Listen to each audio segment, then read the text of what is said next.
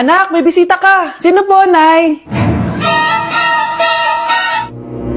Oh, anak, napano ka? Ba't parang nakakita ka ng multo? Wala, Nay.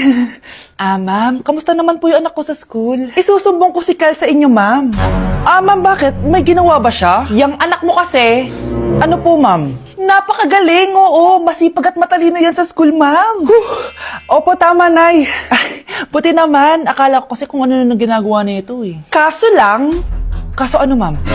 May mga kailangan lang ako itanong sa inyo, ma'am, kung totoo ba tong nasa test paper ni Kyle. Patay ako nito. Sige, ma'am. Unang tanong, anong pangalan ng nanay mo? Susan, ang sagot niya. Tama ba, ma'am? Tama naman, ma'am. Pangalawa, ano ang trabaho ng nanay mo? Ang sagot niya, housewife. Tama ba? Oo, ma'am, tama. Okay. Pangatlo, ano ang gustong ginagawa ng nanay mo sa'yo? Pinaglulutuan, binibigyan ng baon. Tama ba? Oo naman, mahal na mahal ko yan si Kyle. Ano ang ayaw na ginagawa ng nanay mo sa'yo? Wala naman nakalagay dyan, di ba, ma'am? Kasi wala naman ako ginagawang masama sa kanya. Ang nakalagay dito ay, palaging inuutusan. Pinapalo ng hanger. Anay!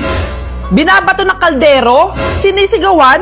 Minumura. At pinapalayas. Tama ba, ma'am? Walang iya ka, anak. Halika rito. Nay, wag mo! Pinapalo pala kita ng hanger, ha?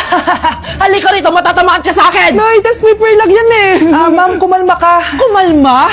Kasalanan mo to eh. Ikaw una matatamaan sa akin. Sabi ko na nga lalayas na ako eh.